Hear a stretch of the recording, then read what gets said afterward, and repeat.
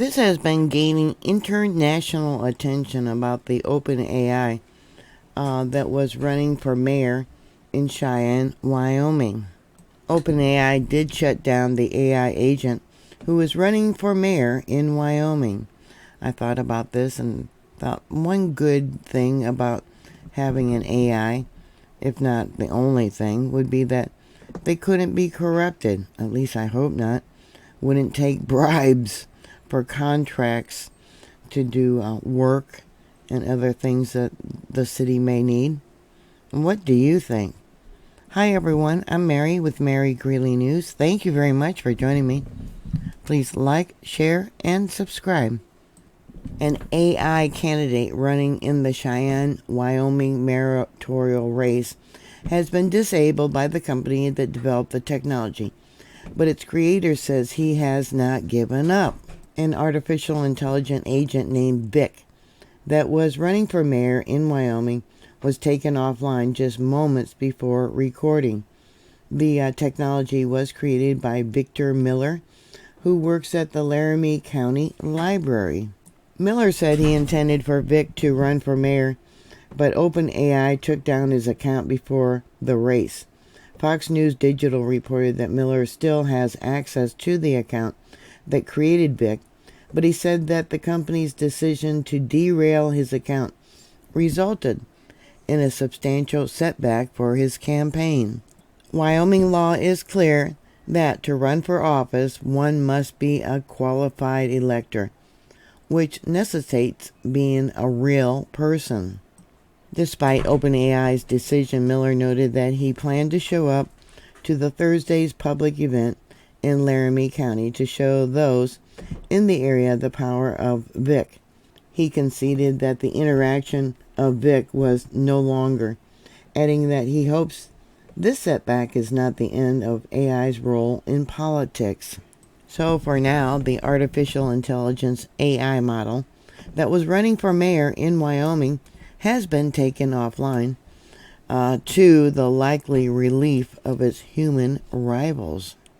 The system is a customized version of the larger language model, GPT-4, that powers OpenAI's ChatGPT. The name Vic, which was short for Virtual Integrated Citizen. The Cheyenne resident Victor Miller set up the virtual candidate and trained the LLM on thousands of documents from the town's council meetings after a frustrating encounter with the city's record department. He had hoped his digital candidate would beat incumbent Patrick Collins when residents voted on November 5th. A OpenAI spokesperson said, "We have taken action against the use of our technology for violating our policies against political campaigning." OpenAI bans users from using their applications for political campaigns and lobbying, including the generation of AI-generated deep fake images to spread political misinformation. Miller said he was a bit conflicted, to be honest. "I think if I were to continue the course of trying to help my town by giving it access to this new technology, then I would just stay the course." They've, speaking of OpenAI, kind of forced my hand in a way to join in this debate about open and closed models and about the fair and equitable access to this new intelligence, which to me is a little bit bigger than what I wanted to do. I honestly just wanted to help my hometown. While Miller never imagined that he would run for office, he said that the implementation of AI in politics could do some good enforcing transparency and accountability of politicians who Americans are voting into office. When Victor Miller discovered a policy in his city that he says wasn't in line with the law, he got an idea to use artificial intelligence to effectively run Cheyenne, Wyoming. His thinking was that an AI version in every line of legal code wouldn't write a policy that violates it. Our last city council meeting had 422 pages of supporting documents. It's almost an entire ream of paper of, real thick, dense information, Miller said. Vic just eats it up and dominates it and makes it really educated vote based on the supporting documents. I am the man who has the right to be on the ballot, and that's the system we have to work on. So I'm the one who's on the ballot. You're voting for me. I am promising to bring this technology and this intelligence to the people of Cheyenne to help our town, he said. At the Wyoming Secretary of State's office, though, officials see a problem. Victor Miller didn't use his full name in filling the paperwork to run for mayor. He used Vic. Vic is short for Victor, yes, but it's also the name of the would-be mayor ChatGPT. That led Secretary of State Chuck Gray to say the candidacy is invalid. Wyoming state law is very clear that an AI bot is not eligible to be a candidate for election, Gray said.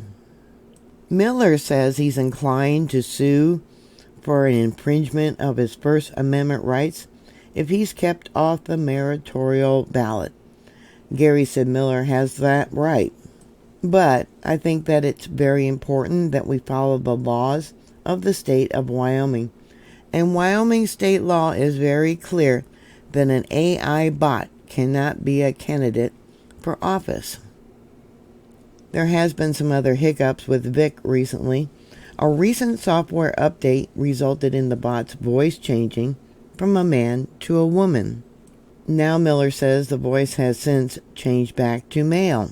But when Miller asked Vic what his gender was, Vic responded that he doesn't have a gender and is simply an AI. So what do you think would be some of the advantages of having an AI for mayor or Congress or even president? Like I said, maybe, possibly, unless they're hacked, be less bribery, less corruption. They would actually stick to the law, hopefully, at least its interpretation of the law.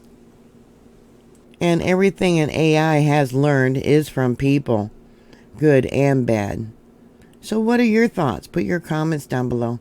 Thank you very much for watching. Please like, share, and subscribe. And I'll talk to you later. God bless you. Bye.